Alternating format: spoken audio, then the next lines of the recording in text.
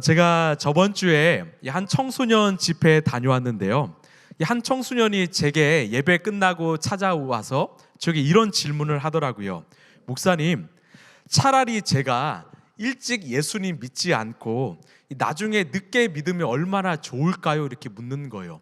제가 무슨 질문이야 했더니 그냥 조금 세상 속에서 마음대로 누리고 살다가 이 죽기 직전에 내가 예수님 믿고 천국 가면 얼마나 좋을까, 이런 질문을 하는 겁니다.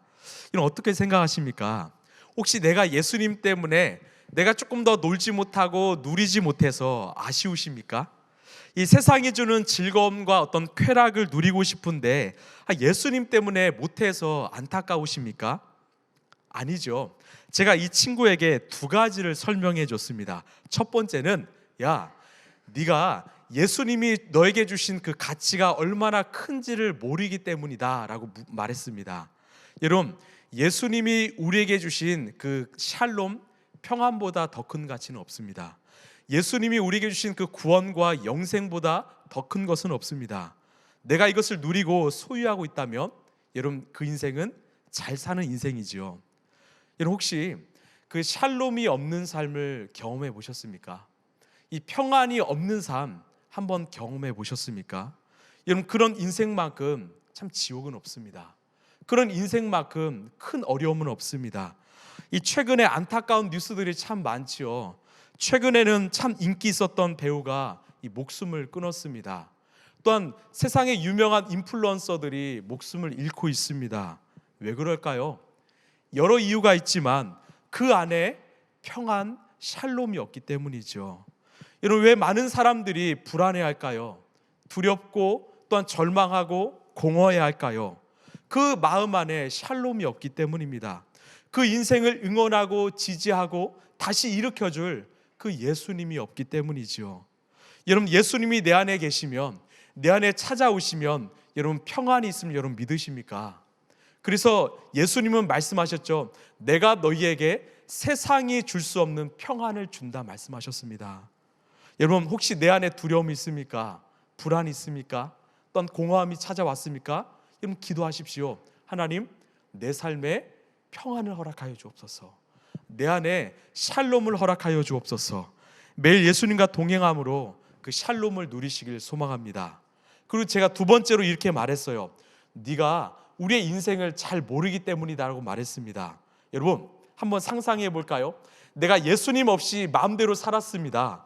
그리고 마지막 죽음의 순간이 왔는데 그 순간에 내가 정말로 예수님 믿을 수 있을까요? 내 마음대로 살아왔는데 그 관성이 나를 지배하는데 그 죽음의 순간에 내가 예수님을 영접할 수 있을까요?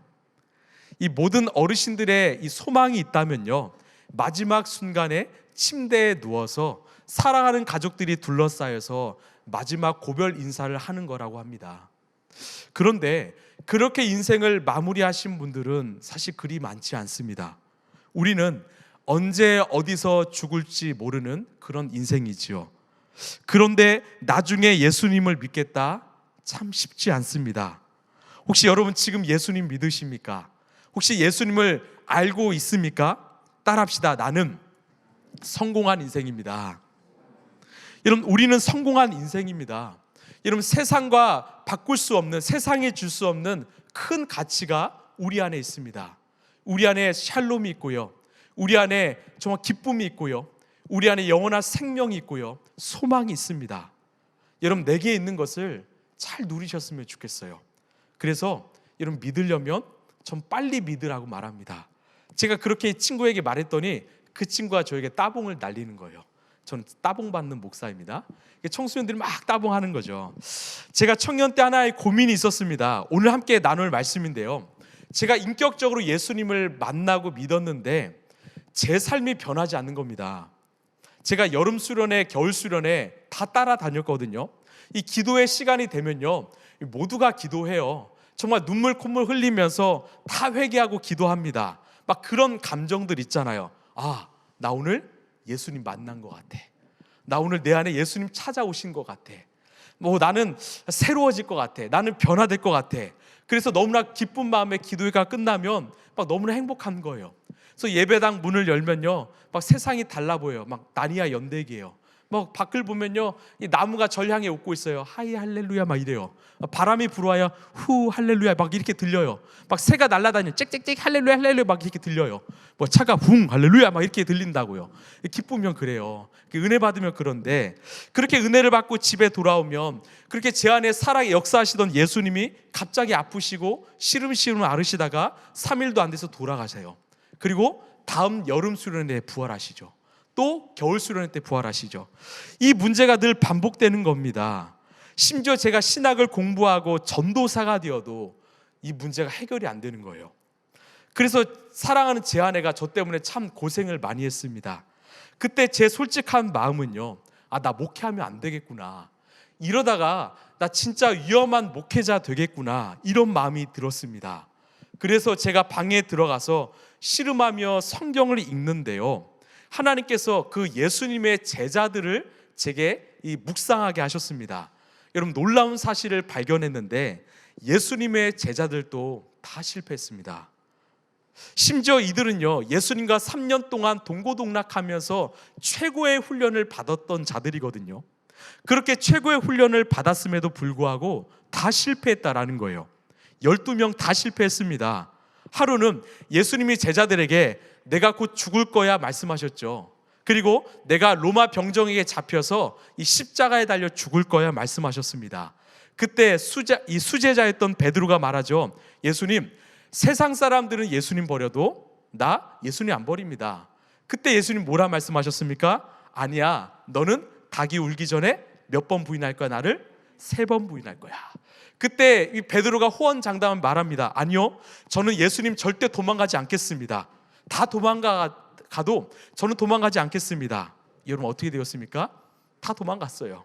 심지어 베드로는요, 살려고 예수님을 욕하며 저주하며 도망갔습니다. 저는 우리는 이 장면만 기억하는데 저는 그 다음 장면이 더 속상합니다. 이 대화를 마치신 후에 이 겟세마네 동산에 올라가서 예수님은 제자들과 함께 기도하길 원하셨어요. 그 기도가 그 유명한 겟세마네 기도입니다. 하나님, 가능하시면 이 고난의 잔을 내게서 피하여 주옵소서. 그런데 내 뜻대로 마옵시고 하나님 뜻대로 하옵소서. 예수님은 죽음을 앞두시고 간절히 기도했습니다. 얼마나 간절히 기도했든지 이 땀방울이 핏방울이 되어서 흘러나왔다라고 해요. 이것을 의학적으로 보면 이 혈한증이라고 하는데, 이 정신적 스트레스가 아주 심하면 이 모세혈관이 터져서 이 땀에 피가 흘러나온다라고 합니다. 그만큼 힘들었던 거예요. 그만큼 어려웠습니다. 근데 그때 제자들이 무엇 했는지 아십니까? 자고 있었습니다. 예수님이 깨웠어요. 야, 나를 위해서 좀 기도 좀 해줘라. 그래서 깨워놓고 다시 기도하시고 다시 돌아왔는데 제자들 뭐 했을까요? 또 자고 있었습니다. 또 다시 깨웠습니다. 야, 날 좀 위해서 기도해줘라. 그리고 다시 돌아왔는데 제자들 뭐 했습니까? 또 잤어요. 성경에는 무려 3번 잤다라고 이야기합니다. 예수님 그냥 두셨다고 말해요. 여러분, 이처럼 예수님께 최고의 훈련을 받았던 제자들도 실패했습니다. 그러면 오늘 설교는 여러분 실패할 수 있습니다, 괜찮습니다, 이렇게 말할 걸까요? 아닙니다. 실패가 가득한 우리의 인생에 해결책이 있다라는 거예요. 제가 이야기를 좀 하고 싶습니다. 이 사도 바울이요, 이 로마 교회 성도들 향해서 편지를 썼습니다. 어떤 내용인가? 우리 로마서 7장 15절 말씀 함께 읽겠습니다. 시작. 나는 내가 하는 일을 도무지 알 수 없습니다. 내가 해야겠다고 생각한 일은 하지 않고 도리어 해서는 안 되겠다고 생각하는 일을 하고 있으니 말입니다. 아멘. 사도 바울의 솔직한 고백이에요. 나는 나를 도대체 알 수 없다라는 겁니다. 내가 해야 될 일은 하지 않고 하지 말아야 될 일을 하고 있다라는 거예요. 여러분, 누가 이런 고백을 합니까? 초신자도 아니고 청소년, 청년도 아니고 그 위대한 사도 바울의 고백입니다. 누구보다 예수님을 잘 알고 예수님을 전하는 사도 바울도 나도 나를 잘 모르겠다라는 거예요. 왜 이런 고백을 했을까요? 또 반복하는데 우리 19절입니다. 자, 시작. 나는 내가 원하는 선한 일은 하지 않고 도리어 원하지 않는 악한 일을 합니다. 답답한 거예요. 자꾸만 악한 생각이 찾아오고 악한 일을 하는 겁니다. 누가요? 그 사도 바울이요. 그렇게 복음을 전하는 사도 바울조차도 내 생각에는 악한 생각이 찾아오고 내 삶은 내 손과 발은 악한 일을 하고 있다는 겁니다. 그래서 뭐라고 고백하는가? 우리 22절 24절입니다. 시작. 나는 속사로 모르는 하나님의 법을 즐거워하나 내 지체에는 다른 법이 있어서 내 마음의 법과 맞서 싸우며 내 지체에 있는 죄의 법에 나를 포로로 만드는 것을 봅니다. 아, 나는 비참한 사람입니다. 누가 이 죽음의 몸에서 나를 건져 주겠습니까? 솔직한 고백이에요. 무슨 말이냐면 내 안에 두 가지의 법이 충돌하는 겁니다. 하나는 하나님의 법이고 하나는 세상의 법이에요. 그런데 하나님의 법이 이기는 것이 아니라 세상의 법이 나를 포로로 잡았다라는 겁니다.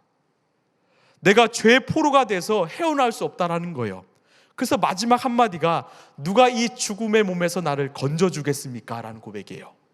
빠져나올 수 없는 겁니다. 헤어나올 수 없는 거예요. 저는 이 솔직한 사도 바울의 고백이 얼마나 감사한지 몰라요. 왜? 이것은 사도 바울의 고백이자 저 윤우리의 고백이었기 때문입니다. 여러분, 우리는 압니다. 어떤 일이 선한 일인지 압니다. 어떤 생각이 선한 생각인지 압니다. 어떤 일을 할 때 하나님이 기뻐하신지를 압니다. 답은 알지만 그 정반대 내가 해서는 안 될 생각을 하고 있고요, 내가 해서는 안 될 행동을 하고 있다라는 겁니다. 멈춰야 되는데 멈출 수 없다라는 거죠. 여러분, 이게 우리의 문제 아닐까요?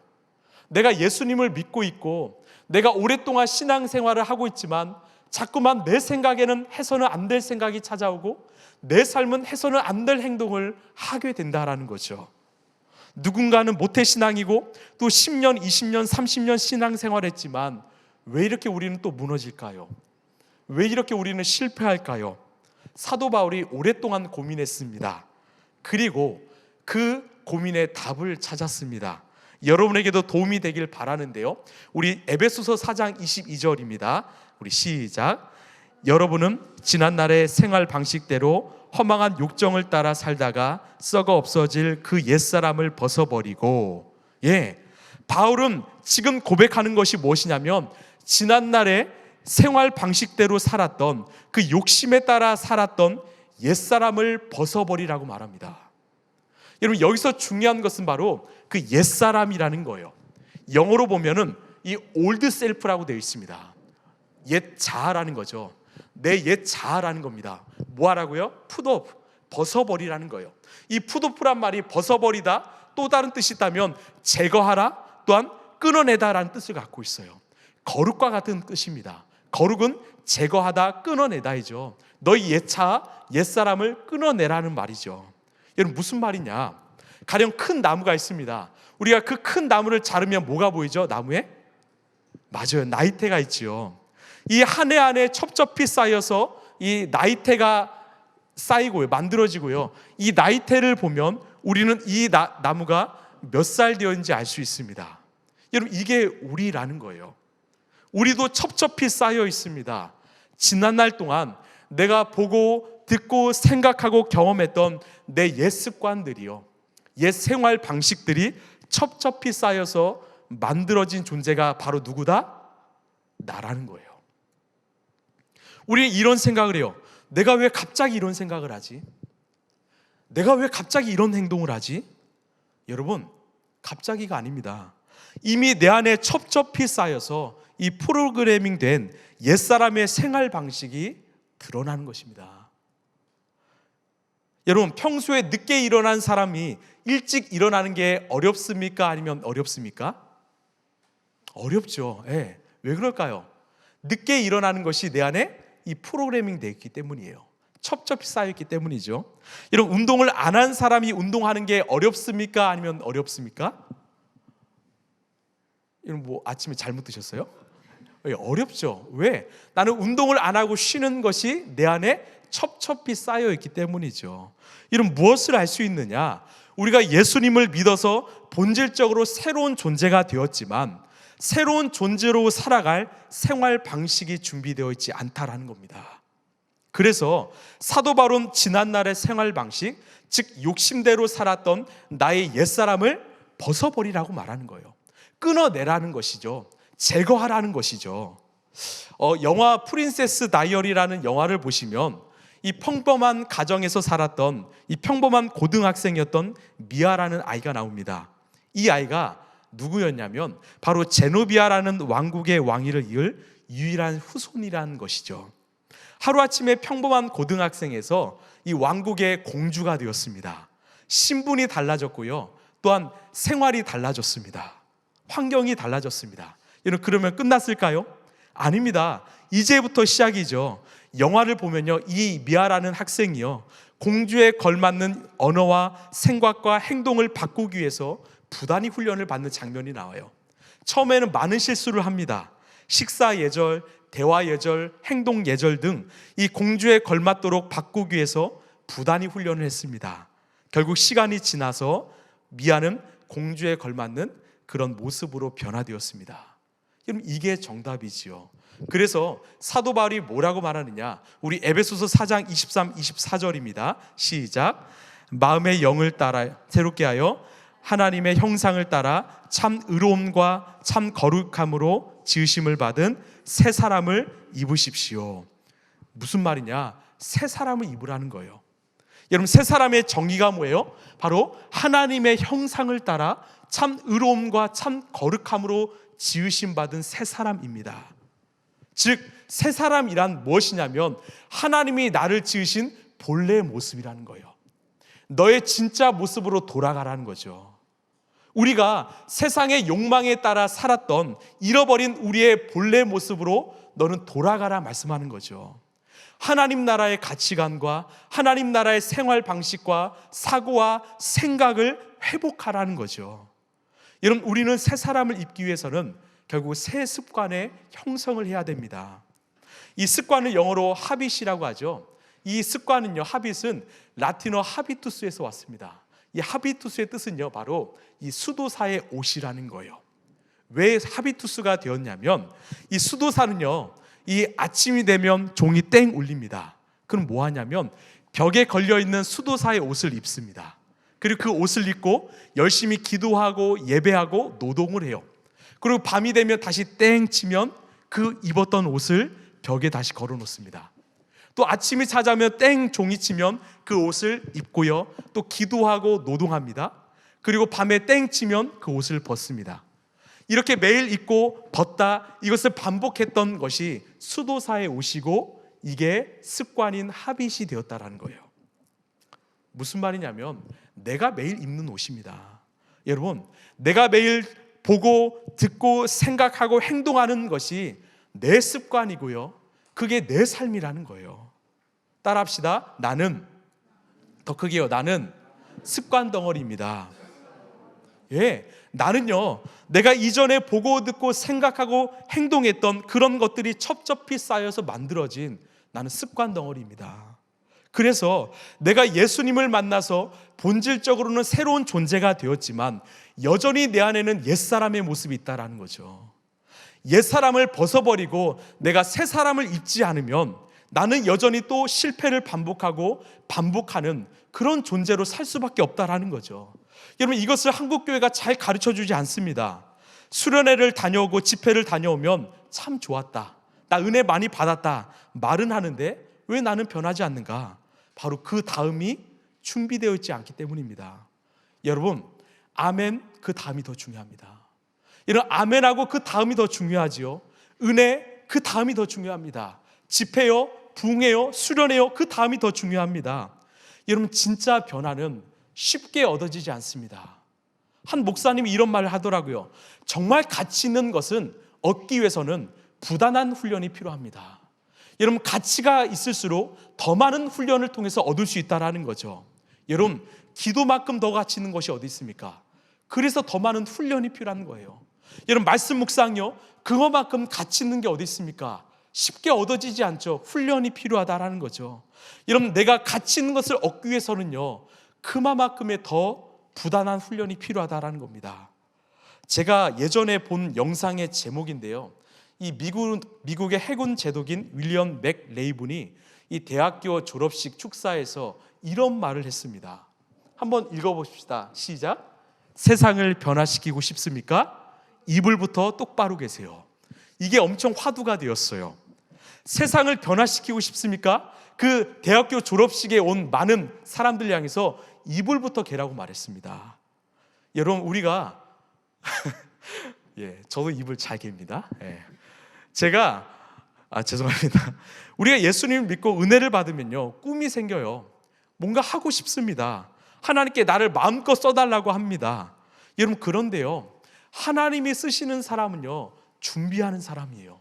준비된 사람입니다. 내가 세상을 바꾸고 싶다? 여러분, 나부터 바꿔야 합니다. 이불 정리하라는 것은요, 내 사소한 것부터 바꾸라는 거예요. 내 삶의 자리부터 정리하라는 겁니다. 그런 사람만이 나중에 더 큰 일을 할 수 있다라는 거죠. 따라합시다. 이불부터 갭시다. 자, 옆 사람에게 말할까요? 이불부터 갭시다. 그래서 저도 열심히 이불 갭니다. 아침에 일어나면 무조건 이불 개요. 이불만 개는 것 같아요. 여러분, 나 자신부터 한번 돌아보길 원해요. 제가 한 교수님한테 물었어요. 교수님, 저에게 주신 하나님 나라는 어디입니까? 제가 일할 하나님 나라는 어디입니까? 그 교수님이요, 한 바퀴를 도시더라고요. 왜요? 누리야, 너에게 주신 하나님 나라는 여기야. 무슨 말이에요? 너 자신부터 바꿔. 그게 하나님 나라야. 여러분, 아멘이십니까? 여러분, 우리 자신부터 점검하자라는 거죠. 혹시 사람과의 관계가 어렵습니까? 내 가까이 있는 가족 관계부터 점검하자라는 거죠. 나부터 한번 돌아보자라는 거죠. 신앙도 마찬가지입니다. 이렇게 모여서 예배하는 것 중요한데요, 진짜 신앙의 모습은요, 내가 홀로 있는 시간에 드러납니다. 내가 홀로 있는 그 고독의 시간에 하나님과 얼마나 1대1로 독대하는가, 하나님과 그 관계가 정말로 진짜로 깊어지는가, 그게 내 진짜 신앙이거든요. 그래서 우리 라이프처치는요, 뭘 제공하죠? 매일 에브리데이 라이프를 제공하는데 왜 이렇게 조회수가 좀 떨어질까요? 그리고 굿 라이프를 제공했잖아요. 여러분, 책자 혹시 집에 박아놓지는 않으셨죠? 다시 피시면 됩니다. 매일매일 내 삶의 자리에서 에브리 라이프예요. 우리는 썬데이 크리스찬이 아니라 에브리데이 크리스찬을 만들길 원하는 거죠. 여러분, 점이 모여서 선이 됩니다. 강이 모여서 시냇물이 되고, 시냇물이 모여서 강이 되고, 강이 모여서 바다가 됩니다. 하루하루가 모여서 내 인생이 된다라는 거죠. 이런 우리는 답을 알았습니다. 이제 새로운 습관을 가지고 매일매일 해야 된다는 거 압니다. 그런데 문제가 있죠. 매일매일이 어렵다라는 거죠. 우리에게 큰 적은 뭡니까? 작심삼일이죠. 여러분, 어떻게 해야 그 작심삼일을 이길 수 있을까요? 이게 제 인생의 또 숙제였습니다. 어떻게 하면 작심삼일을 넘을 수 있을까? 여러분, 제가 언제 작심삼일을 이겼는지 아십니까? 간단해요. 바로 제 삶에 분명한 목표가 찾아왔을 때요. 제가 스스로 하고 싶은 일을 할 때 저는 작심삼일을 이겼습니다. 몇 번 있습니다. 그 중에 대표적인 것은요, 제가 대학교 때부터 헬스장 다녔거든요. 365일 중에 한 350일 나갔어요. 얼마나 그 체육관 관장님과 친해졌을까요? 근데 헬스장 대표가 가장 좋아하는 사람이 누군지 아십니까? 저처럼 365일 중에 350일 나가는 사람 아니더라고요. 365일을 등록하고 일주일 나가시는 분들이에요. 그러니까 헬스장에 헌금하시고 헬스장을 운영하기 위해서 열심히 도우시는 분들 있죠. 많이 좀 찔리시죠? 많이 후원도 하시고 헌금도 하시잖아요. 제가 왜 헬스장에 꾸준히 매일매일 갔을까요? 제가 좋아서요. 살 빼고 싶어서요. 제가 건강하고 싶어서 가더라고요. 작심삼일이 생각나지 않습니다. 분명한 목표가 있으면, 내가 무언가를 사랑하면 작심삼일을 이기더라고요. 제가 보디빌딩 대회 나갔잖아요. 체지방 3% 미까지 뺐거든요. 저 먹는 거 엄청 좋아합니다. 저 야식 잘 먹습니다. 사람들이 저는 치킨, 피자 안 먹는 줄 아는데 제일 좋아합니다. 그래서 늘 구박도 당하고 하지만, 근데 제가 어떻게 그 먹는 걸 포기하고 극단적인 식단을 할 수 있었을까요? 심지어 제가 대회 준비하면서요, 비가 와도 뛰었습니다. 최소 5km에서 10km 매일 뛰었거든요. 왜 그랬을까요? 저에게 목표가 생겼기 때문에 그래요. 제가 그 목표를 사랑했기 때문에 그렇습니다. 여러분, 우리의 의지는 약해요. 정말 약합니다. 그런데 내가 어떤 일을 사랑하고 그 일이 내게 얼마나 가치 있는지를 내가 깨닫는다면, 그 목표가 내게 얼마나 소중한지를 내가 깨닫는다면 누가 시키지 않아도 합니다. 내가 해야겠다고 생각도 들지 않고 나는 하게 됩니다. 혹시 야곱이란 인물 아시죠? 우리는 야곱을 생각하면 거짓말쟁이다, 뻥쟁이다 하지만 저는 야곱을 참 존경합니다. 왜 그런지 아십니까? 야곱이요, 그 라헬이란 여인을 얻기 위해서 삼촌 라반의 집에서 몇 년 일한지 아십니까? 맞아요, 14년을 일했어요. 7년을 일했는데 다른 여인을 줘서 또 7년을 더 일해서 14년을 여인 한 명을 얻기 위해서 일했습니다. 여러분, 일이라는 게요, 그냥 일이 아니라 진짜 막노동이에요. 목동의 일이고요, 건축하는 일이고 힘든 일입니다. 그 일을 14년 동안 했습니다. 그런데 야곱이 뭐라고 고백했는 줄 아십니까? 창세기 29장 20절을 보시면 14년을 며칠처럼 여겼다라고 말해요. 그 14년의 시간을요, 수일처럼 여겼다라고 말합니다. 순식간에 지나갔다라는 거예요. 어떻게 가능했을까요? 바로 사랑입니다. 여러분, 사랑하면 길이 보입니다. 여러분, 사랑하면 방법을 찾습니다. 여러분, 사랑하면 답이 보입니다. 여러분, 사랑하면 돈, 시간, 여건, 환경, 여러분, 문제되지 않습니다. 혹시 여러분 가운데 정말 내 가슴이 뛰는 일을 만나셨습니까? 내 인생을 걸 만큼 설레이는 일을 내가 만나본 적 있습니까? 그러면 밤을 새서라도 합니다.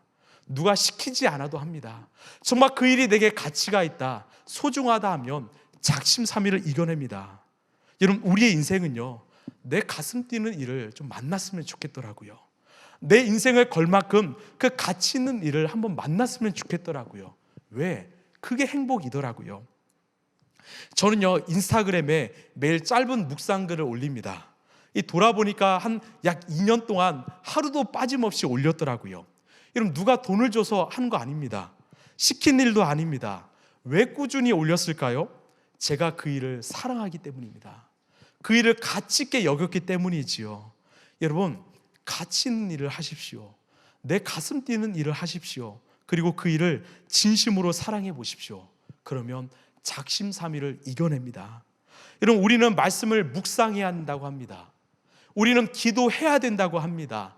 예수님과 동행해야 된다고 합니다. 그런데 우리가 무언가를 해야 된다고 여기는 순간 그것은 작심삼일이 됩니다. 그러면 우리가 해야 될 일은 무엇일까요?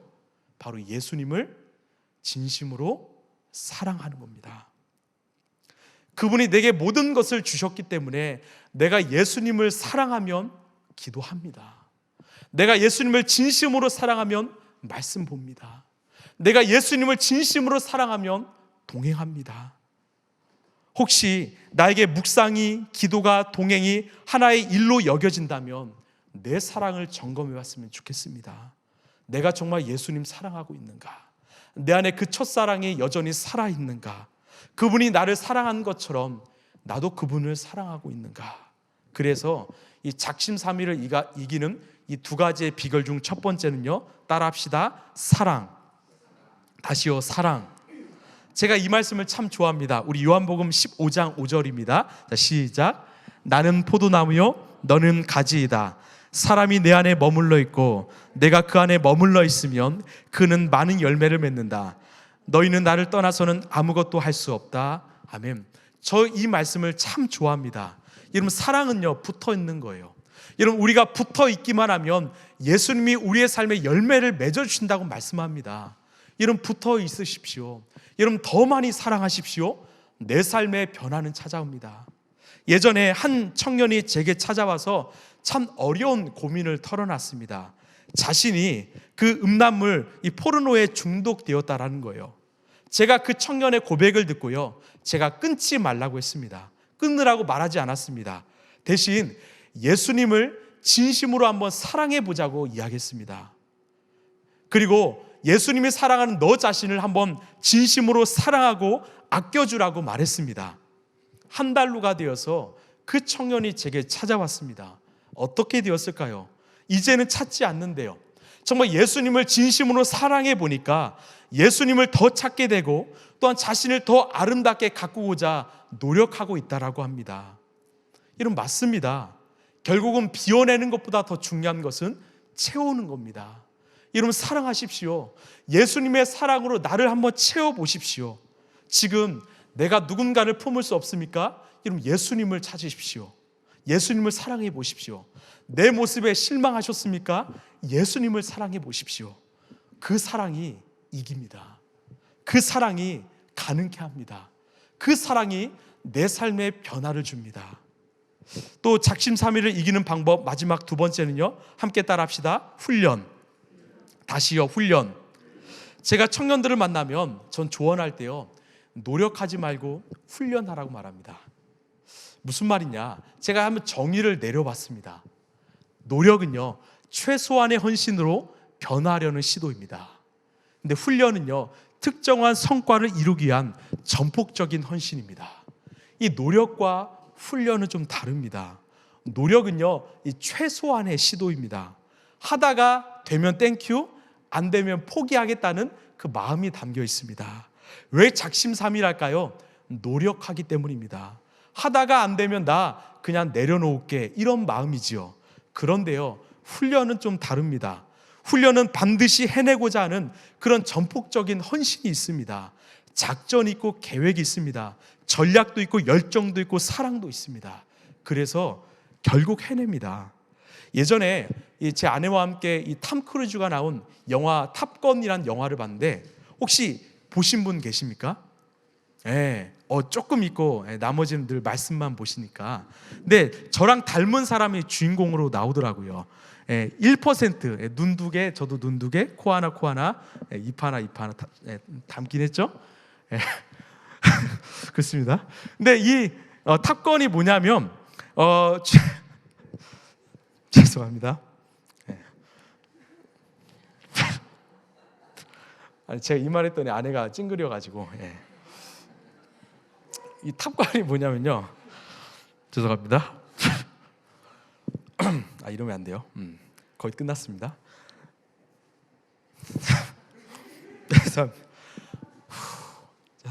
웃지 마세요. 저 보지 마세요. 탑건이 뭐냐면, 하지 마세요. 이 최고의 비행 조종사들이 모인 팀이거든요. 주님, 이 공군 참모가 이 공군 참모가 이 탑건들, 이 비행 조종사들을 모아서 이번 침투 작전으로 인해서 너들이 이 작전에 참여할 때 이 목숨을 잃을 수 있다라고 말합니다. 왜냐하면 성공 확률이 5%밖에 되지 않다고 해요. 그때 이 탑건의 교관인 탐 크루즈가 이렇게 말합니다. 우리는 목숨을 걸고 최고의 전략을 짜서 훈련할 것입니다. 연습할 때에도 실전처럼 하면 이들은 반드시 살아서 귀환할 수 있습니다. 반드시 해낼 것입니다. 저는 이 탐 크루즈의 그 눈빛을 잊을 수가 없습니다. 누구도 말릴 수 없는 확고한 결의가 있습니다. 결국 이 훈련을, 또 이 성과를 해냈습니다. 여러분, 노력은 조금만 어려워져도 포기합니다. 그러나 훈련은 상황에 따라, 감정에 따라 흔들리지 않습니다. 목표에 따라, 지향점에 따라 행동하고요, 꿈과 비전에 따라 행동하고요, 가치와 열정에 따라 행동합니다. 그래서 위기와 유혹을 이겨냅니다. 사도 바울이 이렇게 고백하지요. 우리 고린도전서 9장 27절입니다. 우리 함께 읽겠습니다. 시작. 나는 내 몸을 사정없이 단련하여 언제나 민첩하게 움직일 수 있게 합니다. 이것은 내가 남들에게는 이기고자 외쳐놓고 나 자신이 실격자가 되지 않게 하려는 것입니다. 아멘. 여러분, 왜 사도 바울이 나는 내 자신을 사정없이 단련하여 언제나 민첩하게 움직일 수 있게 한다고 말합니까? 여러분, 사도 바울은 배운 것이 많지요. 이룬 것도 많은 사람이지요. 그런데 매일 훈련한다라는 거예요. 왜? 나는 실격자가 되지 않고 싶다라는 거죠. 그래서 끝까지 훈련한다라는 겁니다. 제가 이 노력과 훈련에 대해서 한 신학자의 문장을 보았는데요, 이 문장이 참 남더라고요. 이 노력할 때는 내가 아닌 존재가 되고자 하는 것이고, 훈련할 때는 하나님이 지으신 본래의 내가 되고자 하는 것이다. 다시요, 노력은 내가 아닌 존재가 되고자 하는 것이고, 훈련은 하나님이 지으신 본래 내가 되고자 하는 것이다. 여러분, 우리가 훈련하는 이유는 분명하지요. 하나님이 지으신 나로 회복하기 위해서, 하나님이 지으신 그 새 사람으로 다시 돌아가기 위해서 훈련하는 것입니다. 여러분, 우리는 하나님의 자녀이지요. 나에게는 하나님의 형상, 하나님의 성품, 하나님의 권세가 있습니다. 본래 그것을 가지고 살아왔는데 내가 세상의 욕심에 따라 살다가 그것을 잃어버렸습니다. 그 고귀한 가치를 내가 잃어버렸습니다. 훈련은 이것을 회복하기 위해서 하는 것이죠. 하나님이 지으신 나라는 본래의 가치를 회복하기 위해서 훈련하는 것입니다. 여러분, 그래서 우리는 날마다 군 라이프를 펴는 거예요.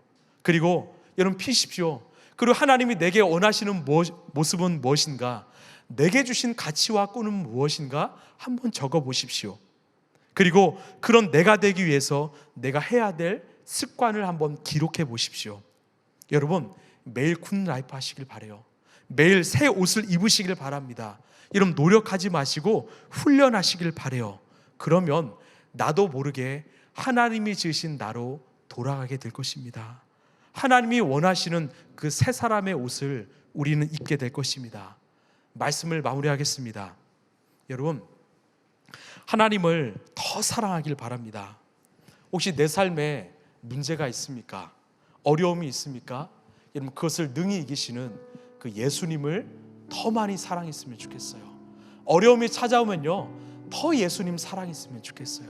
내 삶에 갑자기 찾아오는 그 고민, 어떤 문제, 어떤 우울감, 그런 어려운 감정들이 찾아오면요, 예수님께 의지했으면 좋겠어요. 여러분, 사랑하면 이깁니다. 사랑하면 견뎌냅니다. 사랑하면 끊어냅니다. 사랑하면 변하고요, 사랑하면 성장합니다. 우리의 인생 목표가 예수님을 이전보다 더 많이 사랑하는 것, 내 인생 목표가 예수님이 한 분 더 많이 사랑하는 것이었으면 좋겠습니다. 또한 예수님을 사랑하기 때문에 더 많이 묵상하고 더 많이 기도하고 더 많이 감사했으면 좋겠습니다. 또한 예수님을 사랑하기 때문에 예수님이 사랑하는 나를 더 아껴주고 응원하고 더 많이 성장했으면 좋겠습니다.